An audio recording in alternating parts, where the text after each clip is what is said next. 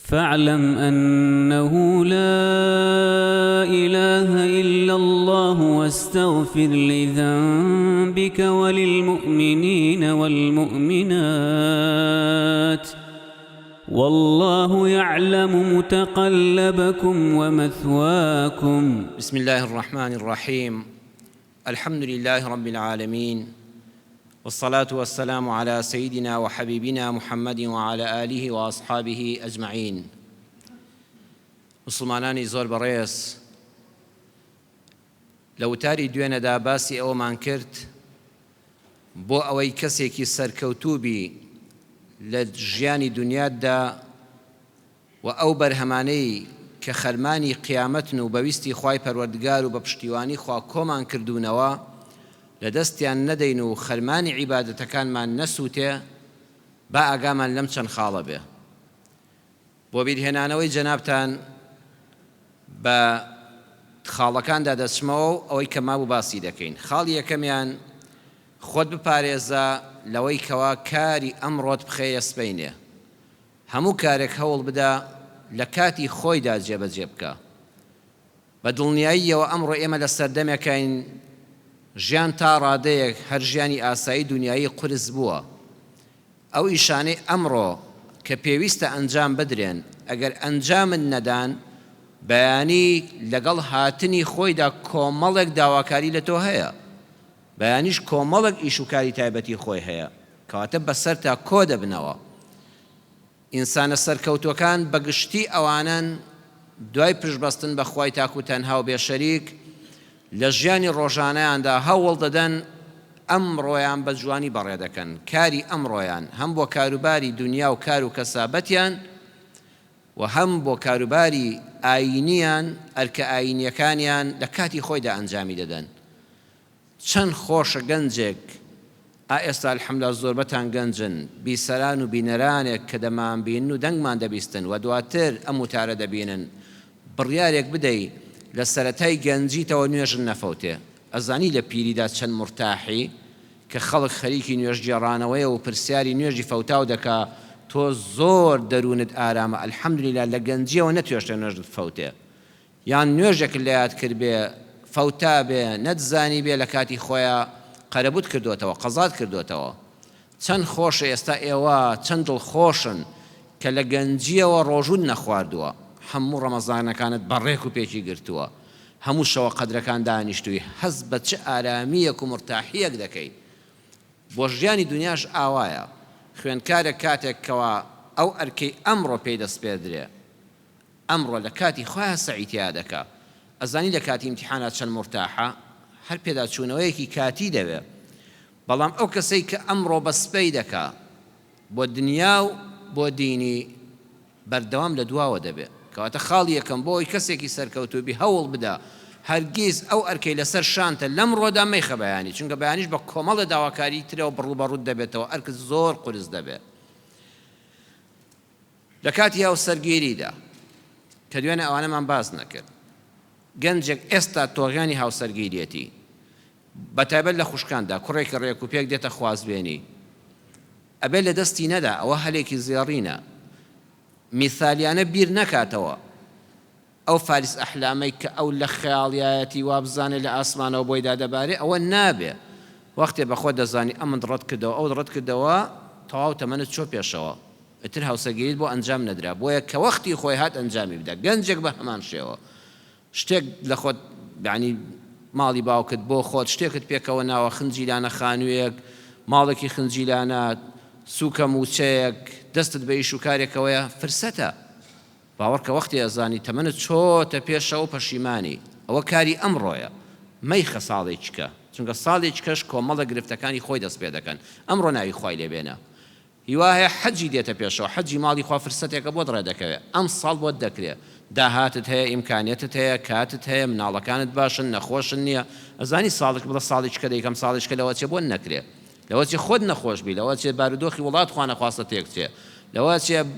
باری ئابووریەکەت باش نەبێ. بۆیە هەموو ئەو کارانی ئەمڕۆ دەرفەتە لە کاتی کردنیاندا درێخیان تیامەکەمان خەبەیانی سەرکەوتوو دەبی. دووەمیان هەمیشە خۆ پارێزە لەوەی کەسێک بی هیچت تێدا نەبێ، حەزیشت لە خۆبرنە پێشەوە بێ پێی دەڵێن ڕووکەشی دەرەوەی جوانە بەڵام ناوکەکەی بۆشە ئەها گوێ زیوا دەیشکێنی لێی بەخوا گوێزی چاکە کە چەکشێکی لێرەی سەیەکەی ناوەکەی پوچە هیچ نییە پەشیمان بوویەوە لەوەی چیت هەڵبژات قەت با ناوەکەت بۆش نەبێ ناو پوچ هیچە هەوڵ بدە ئینسانێک مەبە ئەوەندە عەشقی ڕیاست و خۆبرنە پێشەوە بی چونکە ئینسان وای لێدێ مەبدەئی لەدەست دەدا هەمیشە بیر باوەڕی خۆت چەسپاو بێ ئاینەکەی خۆت ئەم عەقیدە پاکە ئەم خواناسی و دینداریە شەخسیەتی خۆت کەسایەتی خۆت لە هەموو شتێک گرنگترە جاگە خوا فەزلی لەگەڵ کردی لەگەڵ ئەوە تا شتێک هاتە پێشەوە و پۆست و پلەیەکیشت هەبوو خزمەتی دینی خوات پێکرد و خزمەتی خەڵکی خوات پێکرد ئەوە نووری عەلا نوور بەڵام هیچ لە بارانە بێ و بتەوێ هەمیشە لە پێشەوە بی وەڵڵی خۆت بە هیلاکا دەبەی خۆناز بە دینی خوا لەدەست مەدە نەتەوەکەی خۆت لەدەست مەدە چونکە لە هەموو شتەکان دەبی ئێمە پێویستە میلەتێکی پێشکەوتوو بین من قەت لەگەڵەوە دانیم گەنجێک وا بزانێت لە سەدەی 19دا دەژی تو ئێستا لە سەدەی 21 دەژی لە بارودۆخێکی تازەدا دەژی بەڵام هەوڵ بدە مەبادیئە دینیەکانی ئیسلامەتی خۆت لەبیر نەکەی چونکە نەدەبی بە مەسیحی نەدەبی بە یەهودی نەدەبی بە فڵان شت هەر موسڵمانەکەی بۆیە خەڵکیکە قبوڵت ناکە ئەوەی خۆشت لەدەست دەی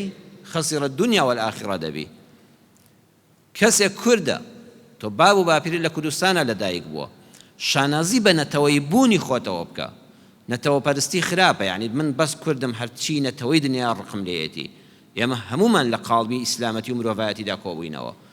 ڕێز لە نەتەوەی خۆم دەگرم ڕێز لە نەتەوەی خەڵکیش دەگرم ستەم لە خەڵک ناکەم حەز ناکەم ستەمیش لە نەتەوەکەم بکرێ بەڵام کەسێک پەنا بەخوای پەروەردگار بیەوێ خۆی لە کوردایەتیدا ببەڕێ بێوێ خۆی بکا بە ئەوروپی نە ئەوروپی قبوڵیەتی نە نەتەوەکەی خۆشی دەمێنێ هەردووشیانی لەدەست دەچێ دیسان خەسیرە الدنیا والآخرە دەبێ ئەم وشە کوردیە جوانانە باشە بڵێ خوددا لەگەڵ جوانتریان بڵێ بای بە بای دەبی بە چی وەڵا باڵ ناگری و کەس لە ئەوروپاش قبوڵن ناکە و پاسپۆرتێکیشت ناداتێ ئیقامەشت ناداتێ سەلام عەلەیکوم جوانتریان های سەلام عەلەیک باو باپیرانی خۆم جوانترە ئەویش بۆ کولتوری خۆی جوانە ڕەسەنایەتی خۆی لەدەست مەدە بیەڵەوە چونکە دواتر خەڵک قبوڵن ناکە کەس تۆ قبوڵ ناکە بە هاوڵاتێکی ئەوروپی بەڵام کوردایەتەکەی خۆشت لەدەستدا ڕەسەنایەتی خۆشت لەدەستدا نوێ بەوە بەڵام ڕەسەنایەتی لەدەست مەدە ئەم ڕۆژانە کتێبێکم بەدەستەوە دەیخوێنمەوە داغستانی من نووسەری بەناوبانگی ڕووسی ڕەسوڵ حەمزەتۆڤ نووسیوێتی مامۆستای بەتوانە برای بەڕێزم کاک مامۆستا حەسەنی دانیشفەر کردوێتی بە کوردی و مامۆستا عەبدوڵای حەسەنزادە پێشەکی بۆ نووسیوە کتێبێکی بە نرخە ئێستا چاپی سێم لە بەدەستایە لە لاپەڕەی 94دا دێتە یادم لە لاپەڕەی 94دا باسی داغستان دەکا ڕەسوڵ حەمزەتۆڤ باسی وڵاتی خۆی نەتەوەی خۆی دەکا ئەڵێ ئێمە نەتەوەکەم داغستانیەکان دەستمان دەزانن بەڵام بەنۆیان دەنووسن و دەخوێننەوە ئەی دەیەمیان دەڵێت دەیەمن ئەوانن کە تیا چوون نە ئەوەی خۆیان لەبیر ماوە نە فێری ئەوەی خەڵکی بوون جا باسیەوە دەکەڵە من بە نەتەوەی خۆم دەڵم پێشکەوە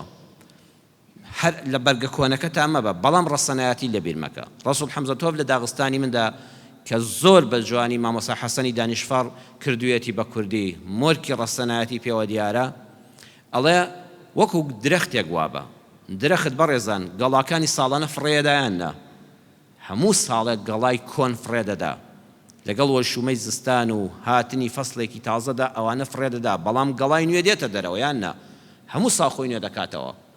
بەڵام ئایا دارەکە دەفەوتێ نە هەر لە هەمان دار دێتە دەرەوە زۆر نمونەیەکی جوانە تۆ بەردەوام نوێ بەوە لەگەڵ جیهانی پێشکەوتوودا بڕۆ خۆت نوێ بکەوانێ بەڵام ئاگال لە ڕەسەنایەتیەکەت بێ ئاگادار بە دارەکەی تۆ هەر فڵان دارە هەر لەوە دەیتەوە دەرەوە جارێکیکە خۆت لە یاد مەکە چونکە لە دواترە لە هەمووان دەبی زمانی خۆشت لەبیر دەچێتەوە فێری زمانی خەڵکیش نەبووی کولتوری خۆشت لەدەستدا ئەو هەموو جوانیە تخوا ئەو ڕێز و حرمەتەی لەناو کووردا هەبوو خەریکە لە یادی دەکەین ئەو شەرمە ئەو شکۆی ئافرەتانمان قورە زۆر دەستی پێوە بگرن ئەوە بەرهەمەکەی هی مزگەوت بوو ئەبێت لە مزگەوتەوە جارشکە ئەم میلەتە سەرچاوی ئەدەب و ئەخلاق و ڕێز و حرمەتەکانی پارێزەوەی لە دەستی چۆ بێنێتەوە سێمیان بەردەوام خۆ پارێزە لەوەی کەسێکی دەم باشکوابی دایمە ناڕازی بی بەردەوام ناشیدنیەکان ببینی دڵنیا بە ژیان بەهەژ نییە ئێرە دنیایە کەس نییە بەزەید بەخواتان نایەتەوە سەیری خۆت کەی وا بزانی تۆزە کەم و کوڕی لە ژیانە هەیە بڕواتان هەبێ لە مەلاوە تا فەلا لە سەرۆکەوە تا کرێکار یەک کەس نێ بێ موشکیلە بێ یەک کەس نییە ژیانی بەهەشت بێ هەر کەسە بەشی خۆی گرفتاری هەیە بۆیە کارەکان بسپێرە بەخوا دەستی دوعا بەرزکەوە بۆ لای خوا ئاوا لە مزگەوتای خۆ ئاگای لەناو دڵتە لە سوزدەیە دوعا بکە لە شەوانە دوعا بکە لە بەری بەیانە دوعا بکە کاتێک کە باران دەبارێت دوعا بکە کاتێک لە سەفەری دوعا بکە ئەوان هەموو کاتی دوعا گیرابوونن کاتێک خۆت بە مەزلوم دەزانی دوعا بکە پەردەکانی بینی تۆ ئاسمان هەمووی لا دەچن دوعاکانت گیرا دەبن دوعا بکە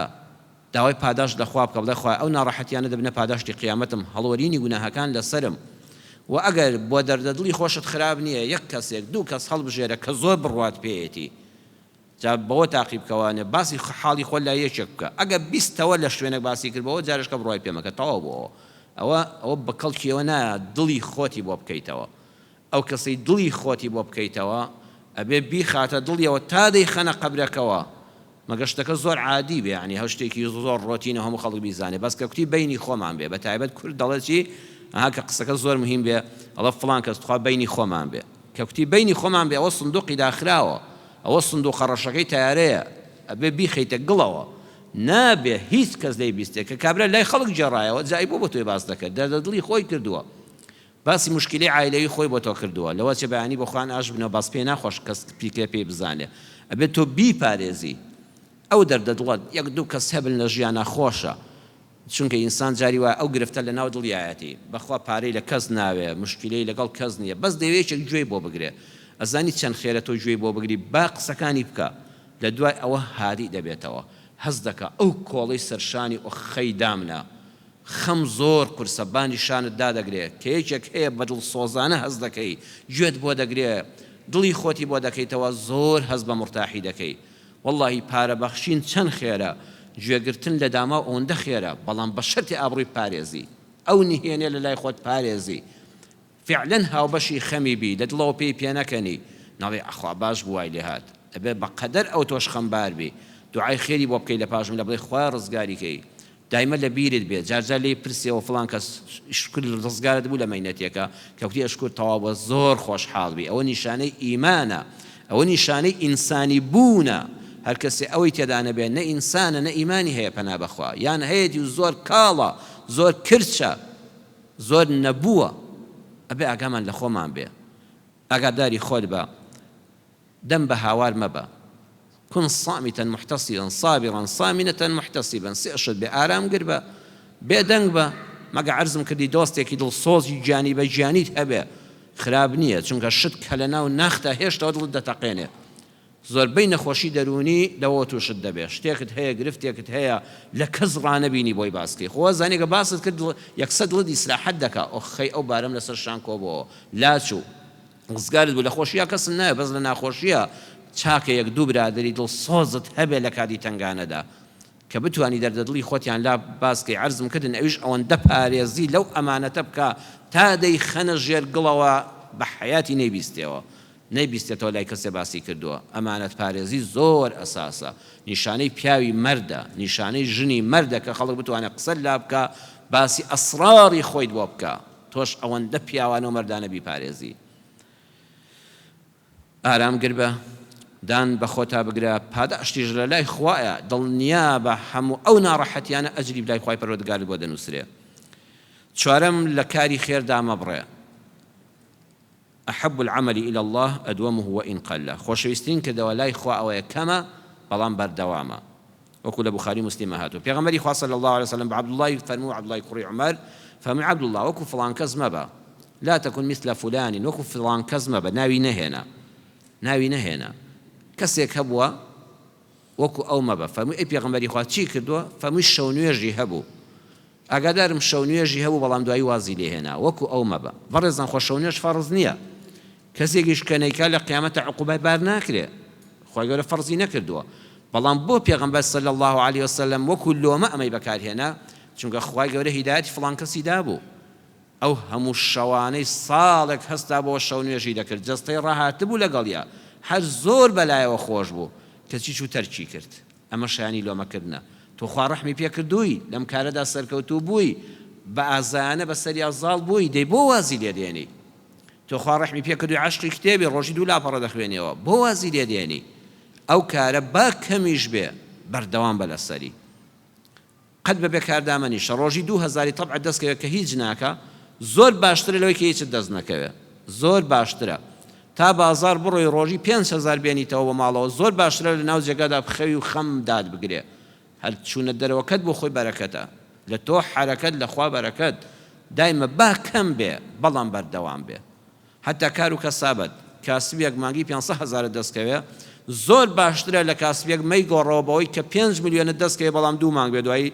تەواو بێ داخلێ دەرگاکە داخلێ ئەو کەمەی خۆتە بە بەردەوامی زۆر بەرەکەتی خوایە نەک لە کتوپڕێکا شتێک بێ و دواتر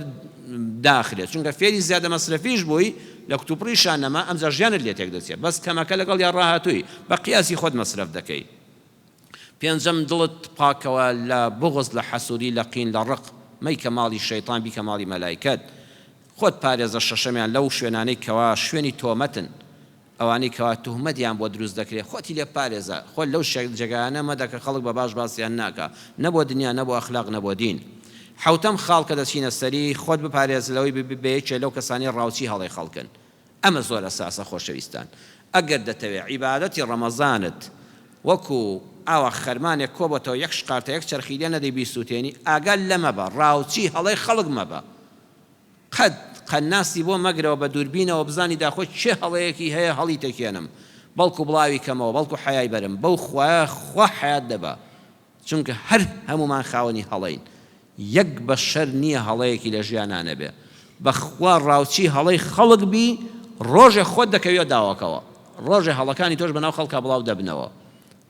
کەس لە مۆبایلە کاشتێکرد بینی باسی فڵان کەس دەکرا وتیان حیای بەرن لەسەری بدوێن بڵێ خوا تۆ بەبێ نەوەک ڕۆژێ خەڵکیش لەسەر من بدوێ هەموو مرۆڤێک قابلی ئەوەیە هەڵە بکە خوا لە فڵان کەس خۆش بە لە لای خۆتەوە دایقە با لە لای تۆ بڵاو نەبێتەوە ئەو هەواڵە ئەو ئابڕوو چوونە جا هەر کەسێکە سیتری خەڵک کە خوا سترت دەکا پەردە پۆشی گوناهی خەڵک کە دەنگ و باسەکان داپۆشە وەڵڵی خوا لەم دنیاش و لەو دنیاش ئابڕوون نابا لە قیامەتیشا خوا پەردە پۆشت دەکا هەڵەی ڕاوچی هەڵەی خەڵک گەلێ مشکیلەیە بەڕێزان هیچ کەسێک نییە کار بکە و هەڵە نەکە دانیشە لە ماڵی خۆتە تووشی هیچ نابی کارت کرد تووشی هەڵەش دەبی وإمام الشعبي رحمة الله عليه دفرميه لو أصبت 99 وأخطأت واحدة لأخذوا الواحدة وتركوا 99 فمش زمانك تكوتين جاء أو زمان أو بيا باشا وايفتو أو عالمة قورة أو ربانية فرميتي زمانك تكوتين نوتو نو إيشي تشاكبك نوتو نو إيش يكت كلوا نوتو نو نجاحتي يناوى حموي مرداتي هموي تشاكي هموي خواناسية يك حالات كرت هل لسطها يك هەڵەبوو نەوەت و نۆی ڕاست بوو ئەفەمە خەڵک ئەوەندە بێویژدانن وان لێ دێ واز لە نەوەت و نۆ جوانەکە دێن و بەس باسی یەک هەڵەکە دەکەن تۆ لەوانە مەبە ئەمڕۆ بەخوا وایە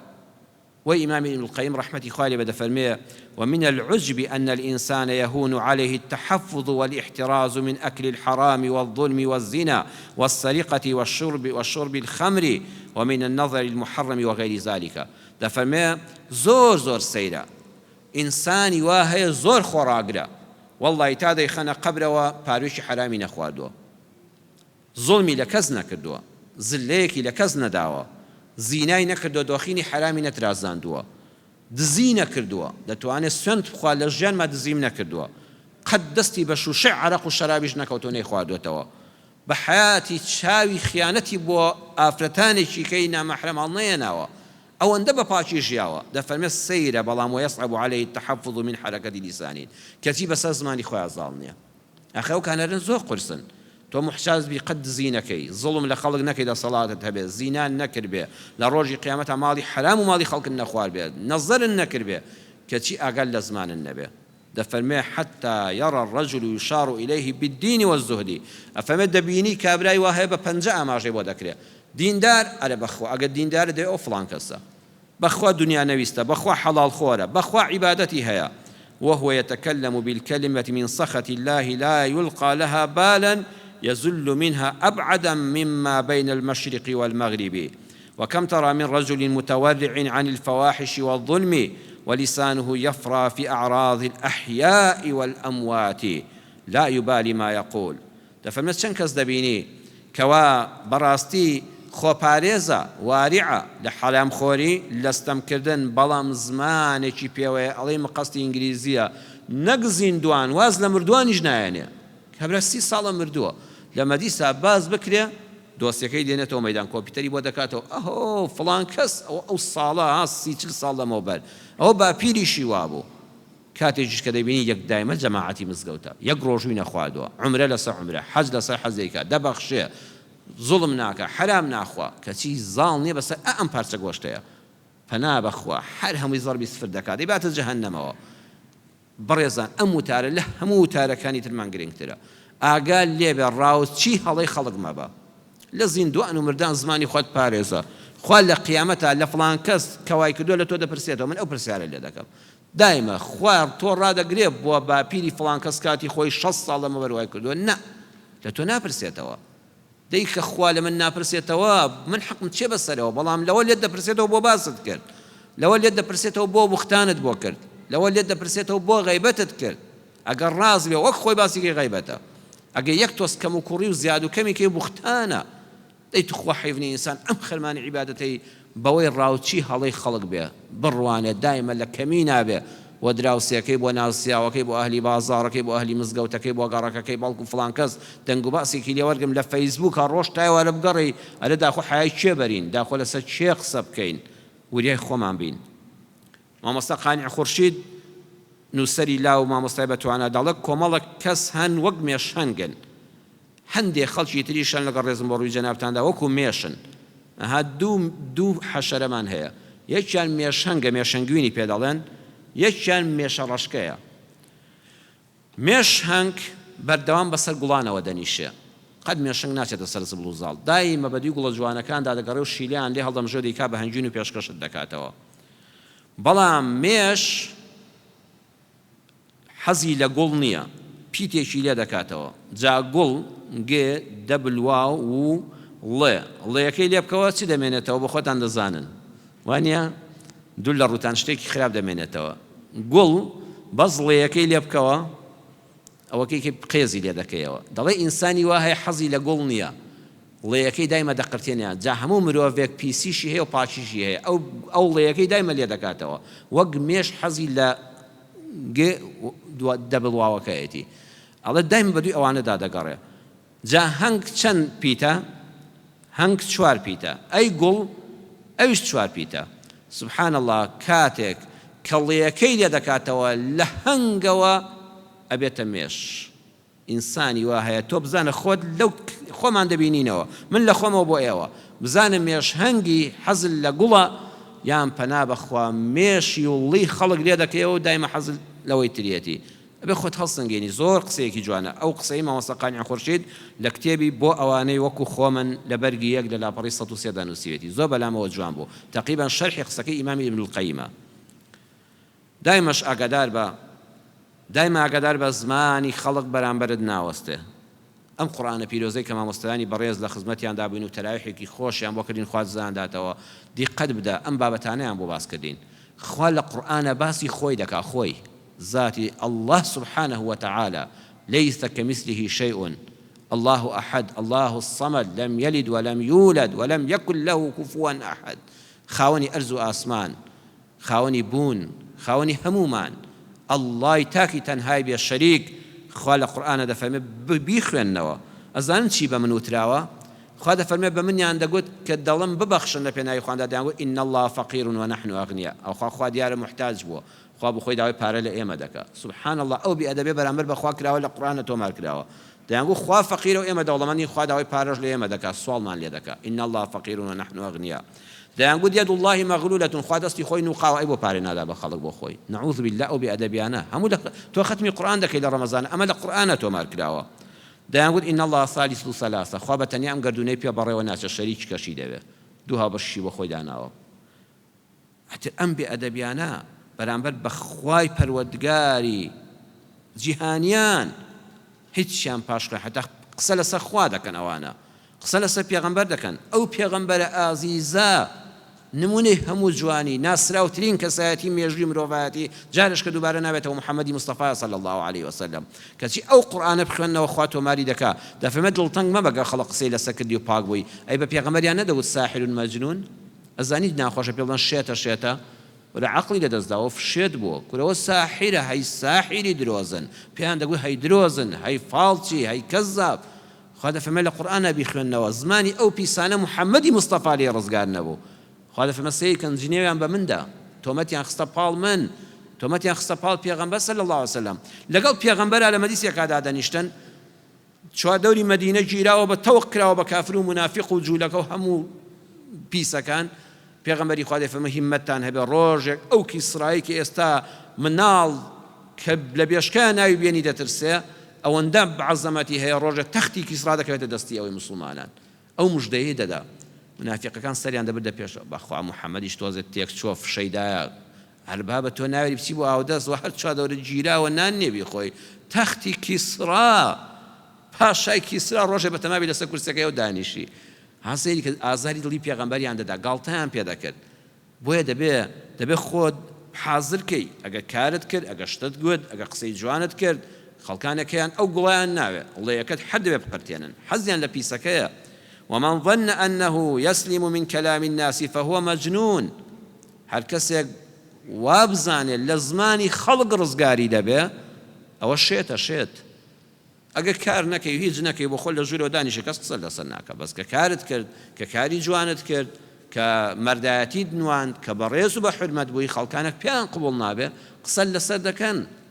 زۆر بە ئاسایی وەریگرە 20 پێرە بەخوا هەموو چاکەکانیان بۆ تۆ دێن هەموو خراپەکانی تۆش بۆوان دەڕۆن لە قیامەتە تۆ هەر سەرفرازی مهمە تۆ پاک بی ئەیناگە بتەوێ ڕزگاربی شێتی یان خۆت شێت دەکەی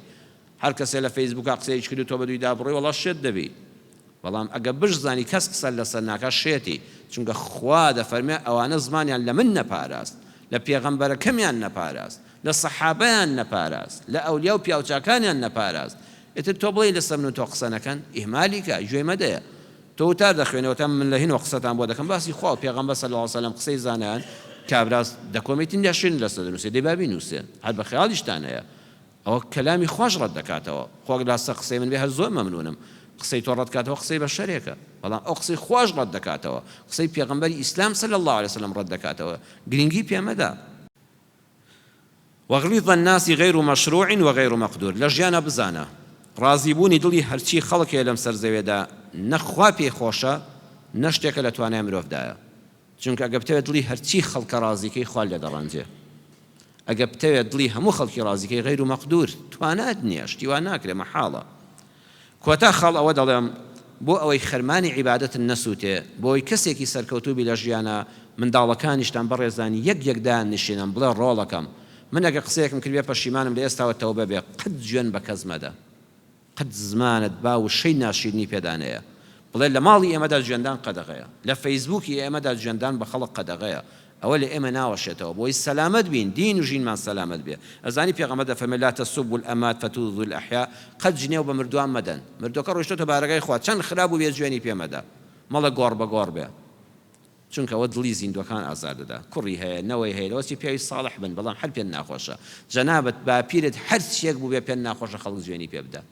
هەر بۆ دێشێ ئازاری پێدەخۆی لەبەرەوە دڵی زیندوەکان ئازار مەدە لەواتی ئەمانە زۆر ئینسانی ڕێک بن ئەوەی شۆتە قیامەتی خۆی دەفەرمێ لا تسبوا الدیک هەر کەڵەشێر چونکە دەخوێنێ بەیانیان بۆ نوێژ خەبەرتان دەکاتەوە گوێن بە کەڵەشێر مەدەن هەر شتێک کە سودمەند بێ لە کۆمەڵگادا جوێنی پێمەدە دوعای خێری بۆ بکە لا تسبوا الريح دەفەرمێ بەڕەشەبایەکی تند هاتوانە بڵێ گوێن بە ڕەشەباش مەدە ئەویش سوودی خۆیە باز زمانت بە گوێن ڕانەیە لا تسبن أحدا لحديثك هذا فما قد جوان بهيج كاس يقمدا هيج كاس جواني بيمدا لهميان عجائب تبدا فما لا تسبوا الشيطان كرة جوان بالشيطان يجمدا جوان بالشيطان يجندم ولكن تعوذوا من شره ولا خوال شر الشيطان بمباريزه ولا أعوذ بالله من الشيطان الرجيم ماذا الشيطان والدكم جواني ناشرين بكارمينا برامبر بالشيطانيش چونك جوان كساتي دروشينه بەڕێزان دەوڵەمەندێک لەو بازاڕە 1000 جوێنی پێ بدە $1 لێکەم دەبێتەوە بەرپرسێک 1000 جوێنی ڕۆژی بۆ بنێری لە پۆستەکەی دێتە خوارەوە بە جوێن نا لە جیاتی ئەوە هەوڵ بدە کاری ئەرێنی بکە خۆت دروستکە ڕقل لە فڵان کەسە کارەکان ڕقلێتی من باش دەبم ئەو گەندەڵ نییە من چاک دەبم من ئیسلاح دەکەم دەی بۆ چاک دەبێت بەڵام بە جوێنەکانی تۆ نەکەس لە پۆستەکەی دێتە خوادەن لا تەسوب الشەیطان گوێن بە شەیطانیش مەدە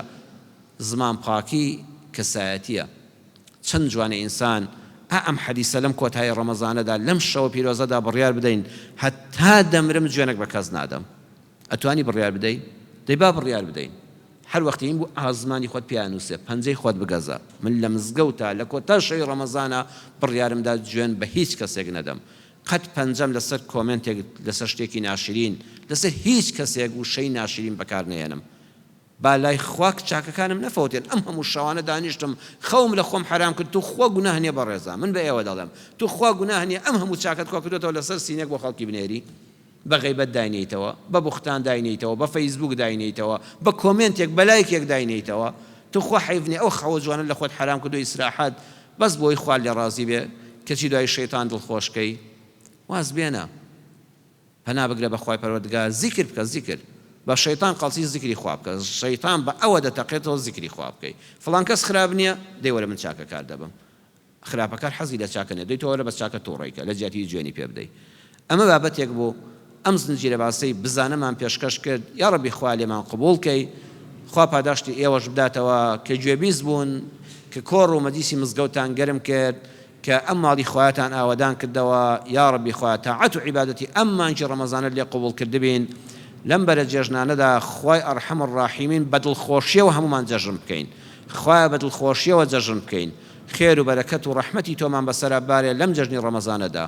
یا الله یا شافی ئەوانەی نەخۆشن شیفایان بدەی خوای ئەوانەی نەخۆشن لەم بەرە جەژنەدا خوای شیفایان بدەی یا ڕەبی خوا لە هەڵەکانمان ببووری خوا لە گوناهەکانمان ببووری خوا گردنمان لە جەهەنەم ئازاد کەی یا ڕەبی خوا بەهەشت جێگامان بێ خوایە بەهەشتەکەی تۆمان دەیەوە جێگامان بێ ئەوەی وتمان خوای هەمووی ڕەزامەندی تۆدا بێ دوور بێ لە ڕیا لە ڕووپامایی خوای بمان پارێزی خالیز بۆ تۆمان کردووە یا ڕەبی خوای خالیز لێمان وەرگری یا ڕەبی خوای پاداشتی ئەو کەسە بدەیتەوە کە ئەم مزگەوتەی ئاوادان کرد خوای ماڵی دنیا و قیامەتی ئاوادان کەی خوای هەر کەسە ئەم مزگەوتەی ئاوا بۆ جوانکردین و ڕازاندینەوە یا ڕەبی خوای بەردی سارد و گەرم لە دنیا و قیامەتە نایەتە بەرپێی خوای نمونەی لە کۆمەلگادا زیاد بێ ئەوانەی بەخشندە بوون خوای هەزار ئەوەندەیان پێ ببەخشی ئەوانەی کەم و کوڕی و کەم و کورتی داراییان هەیە خوای تۆ ڕەزاقی دەرگا ڕزق و ڕۆزیان لێ بکەیتەوە عاقبەتی هەموو لایەکمان بەخێر بجێڕی خوا پاداشتی هەموو ئەوانە بداتەوە کە خزمەتکاری ئەم مزگەوتە بوون ئەو مامۆستا بەڕێزانی تەراویحیان بۆ کردین قورئانیان بۆ خوێندین دوعای خێریان بۆ کردین یا ڕەبی یەک بە یەکی جەنابتان بیسەران و بینەرانی ئەم وتارە ئەوانش کە لە مزگەوتە تۆمار نەکران و سەیری ئەم قسانەیان کرد یا ڕەبی خوا پاداشتان داتەوە خوا ماڵتان ئاوەدان کە لە خەم بە دوورتان کە لە نەخۆشی بە دوورتان کە خوا ئەم ڤایرۆسی کۆڕۆنا و ئەم نەخۆشی و نەهامەتیێژ لەناو ئەم میلەتەوە هەموو گەلانی جیهاندا بەریتە دەرەوە ڕەحم بە حاڵی هەموو لایەکمان بکەی دوعای خێریش دەکەین بۆ ئەو کامیرامانانەی کە لە ئەوەڵەوە تا ئێستا سەربازی نەناسراو لە پشتی کامیرەوە هەموو دەبیندرێن بەس خۆیان نابیندرێن خوا لە لای تۆ تۆمار کرابن خوا هدايتي أوانج بدي رحميان بيبكي آمين آمين والحمد لله رب العالمين والسلام عليكم ورحمة الله وبركاته فاعلم أنه لا إله إلا الله واستغفر لذنبك وللمؤمنين والمؤمنات والله يعلم متقلبكم ومثواكم